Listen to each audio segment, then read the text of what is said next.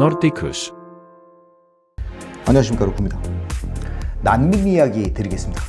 아프리카 외에도 세계에서 난민은 중동 지역을 비롯해서 여러 군데에서 발생을 하고 있습니다. 가장 큰 이유는 정치적인 불안과 전쟁이나 내란으로 인한 공포가 크다고 생각을 합니다. 그 이외에 예전에 주로 차지하던 정치적인 망명 같은 것보다 요즘에는 생존을 바탕에 둔 그런 망명, 난민 신청이 굉장히 많다고 생각을 합니다. 유럽에 난민을 받기 시작한 지는 지금 10여 년이 넘었습니다. 시리아와 이라크에서 시작한 난민은 한때는 스웨덴 내에 16만 명, 15만 명이 넘어갈 정도의 난민을 수용한 적이 있었습니다. 스웨덴이 두 번째로 유럽에서 많이 받아들인 나라였으니까 독일이 훨씬 더 많았거든요. 그러면 지금 제가 정확한 자세한 지표는 모르겠습니다만 독일은 수십만 명을 넘을 것으로 연애 생각을 합니다. 그러면서 지금 독일의 베를린을 비롯해서 스웨덴 스톡홀름도 예외는 아닙니다. 난민으로 인한 불안감이 지금 사회에서 많이 나오고 있죠. 제가 전에 말씀드린 대한민국 이민청 설립의 두 번째 이야기를 보면 대한민국의 이민청이 설립이 되면서 합법적인 이민을 받음으로써 출생과 또 일자리를 해결을 해보려는 그런 시도를 말씀을 드렸습니다. 그 시도 중에 난민을 섞는다는 것이 글쎄요, 여러분들이 생각할 때는 어떻게 생각하실지 모르겠습니다만 저는 일단은 굉장한 우려로 바라보고 있습니다. 여러분들은 난민을 어떻게 경험을 하셨는지 모르겠습니다만 저에 대한 난민에 대한 경험은 그렇습니다.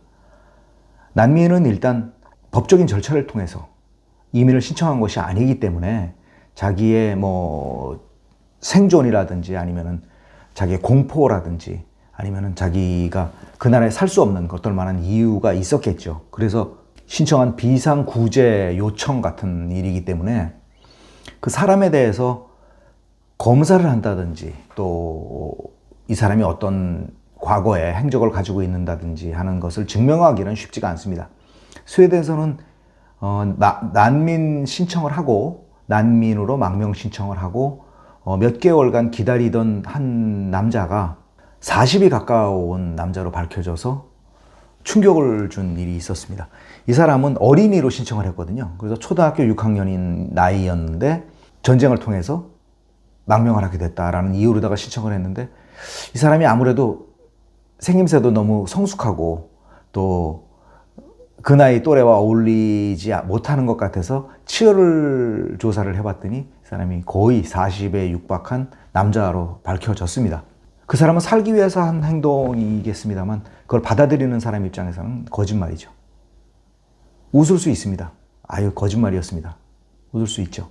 난민이 된다는 것은 어쨌든 그 사회적인 정치적인 고통을 수반했을 만한 일입니다. 저는 경험을 굉장히 중시하고 또 좋아하는 사람입니다만 모든 일의 궁금증을 해결하기 위해서 또 알기 위해서 모든 일을 경험할 필요는 없다고 생각합니다. 특히 전쟁이 그렇고 참상이 그렇습니다. 전쟁의 참상은 우리가 상상하는 것 이외로 잔인합니다. 그리고 그 전쟁의 참상은 외상 트라우마 같은 질병으로 발전하기도 합니다. 그것이 우리가 정상적인 상태에서 질병 치료를 받고 정신과적인 약물요법을 치료받을 수 있는 상황에서나 이것이 질병으로 나타나는 거지, 그렇지 않은 상태에서는 얼마나 많은 사람들이 이런 질병으로 고통받고 있는지도 모릅니다. 무슨 말이냐 하면 전쟁의 상처는 씻을 수가 없는 것이죠. 잔인한 경험이나 전쟁의 후유증, 자기 가족이나 이웃이나 사회가 참혹하게 변해가는 그 모습을 겪은 사람은 삶의 선을 일단 한번 넘었던 사람들입니다. 이 사람들 눈에는 우리가 살고 있는 사회가 굉장히 포근하고 안락하게 보일 겁니다. 하지만 반대로 생각해 보면 굉장히 연약하고 순하고 잡아먹기 좋은 먹이일 수도 있습니다.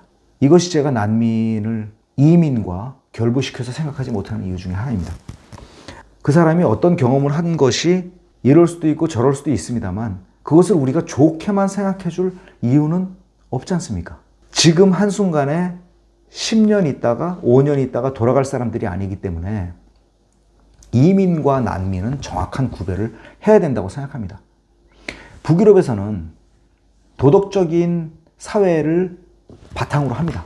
북유럽에 있는 사람들을 볼 때는 어떻게 경험을 하셨는지 모르겠습니다만 어떨 때는 성직자 같은 느낌을 느낍니다. 경외스러움도 느낄 때가 있습니다. 무언가 인생을 다 산 것 같은, 그 사람들은 스스로를 도덕적이라고 생각합니다. 이번에 총리가 우리가 10여 년 전서부터 난민을 꾸준히 받으면서 그 난민이 우리 사회에 동화될 것이라고 생각했다. 그래서 우리는 그들에게 손을 내밀었고 우리같이 도덕으로 뭉친 우리 국민들이 그 사람들을 충분히 동화시키고 스웨덴 국민의 일원으로 만들 수 있다고 생각했다. 그것은 크나큰 오만이었다 라고 고백을 했습니다. 스웨덴 난민 정책의 실패죠. 오히려 도덕적이었기 때문에 실패를 했을까요? 스웨덴이 그렇게 도덕적이지 않고 양 같은 사회가 아니고 늑대들만 모여있는 사회였으면 어땠을까요? 그럼 난민이 안 갔겠죠. 우선. 그리고 둘째로 난민을 받아들이지 않았을 겁니다. 뉴스 자료를 보면 2022년 한 해 동안 대한민국에서 난민 신청을 한 사람은 12,000건입니다.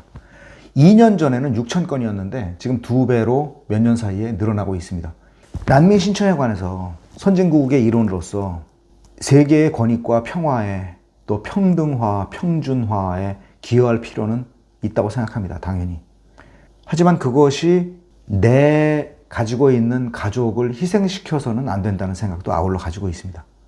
왜냐하면 지금까지 난민이 유럽 사회에 동화되면서 보여준 행태는 난민들끼리 뭉치는 것이었고요. 동화되지 않는 것이었습니다. 동화되지 않는 것에 대한 가장 큰 이유는 종교입니다. 한 종교를 제가 비난하거나 무시하려는 것이 아니라 같은 종교 내에서도 여러 파로 나누어져 있습니다. 그래서 이루어지는 것이 종교 전쟁이 또 되겠죠. 종교의 파가 다르다는 이유로 시리아에서 내전이 일어나고 다른 나라에서도 국경 분쟁이 끊이지 않고 있는 와중에 같은 종교 내에서도 일어나는 분쟁이 타 종교와 섞일 수는 없겠죠.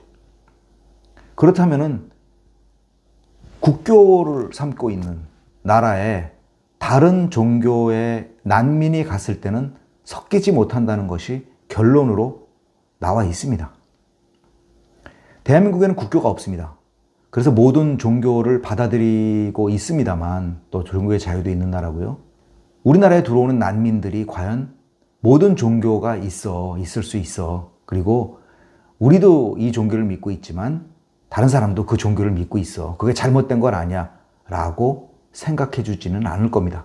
대한민국의 난민 신청을 받아서 이민자의 한 사람으로 대우를 받는 순간에는 난민에서 이민으로 바뀌게 되고 이민청에서 들어가는 관리에 의해서 대한민국 국민이 언젠가는 될 겁니다.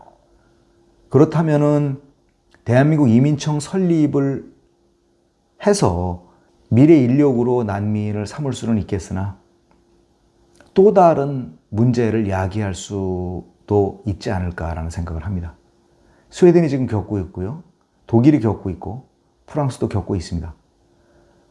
영국도 물론 겪고 있습니다. 영국에서 작년 한 해 태어난 남자아이의 가장 흔한 이름은 무함마드였습니다. 이민과 연관시키지 않고 난민을 이민과 연관시키지 않고 단순한 그런 기간적인 비자를 줘서 그 사람이 하는 것을 보고서 나중에 판단할 것인가. 당연히 차별이라는 말이 나오겠고 평등하지 않다는 국제인권위원회 이야기도 들을 것 같습니다. 그렇다면 또 대한민국이 일본이 지금 시행하고 있는 외국인 등록제를 실시해서 외국인들만 따로 관리를 해야 할 것인가. 일본이 먼저 20여 년 먼저 겪은 일을 우리는 지금 겪고 있습니다만 그 당시에 한국인이 일본에 살면서 지문 등록이나 또 외국인 등록제로 인해서 굉장한 고통을 겪었잖아요. 그러면서 이것은 외국인에 대한 차별이다라고 그 어느 나라보다도 대한민국이 일본에 항의를 했습니다. 그 심정을 이해할 수 있을 것 같습니다.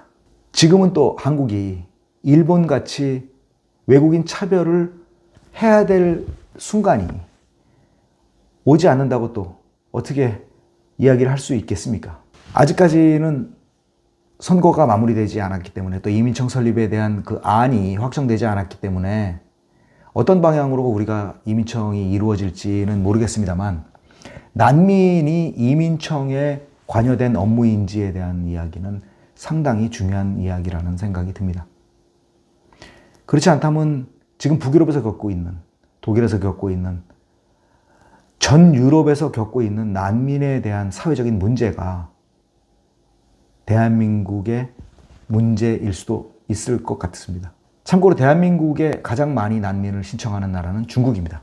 그리고 카자흐스탄, 러시아, 파키스탄 등이 뒤를 잇고 있습니다.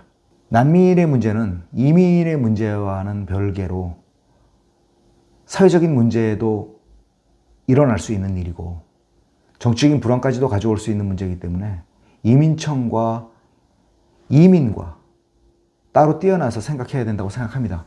그리고 이 문제는 우리 혼자만 해결해야 되고 우리 혼자만 짊어지고 있는 문제가 아니라 미래 한국을 위해서도 신중에 신중을 거듭해야 하는 문제라고 생각을 하면서 난민 문제에 관해서 말씀을 드렸습니다. 감사합니다.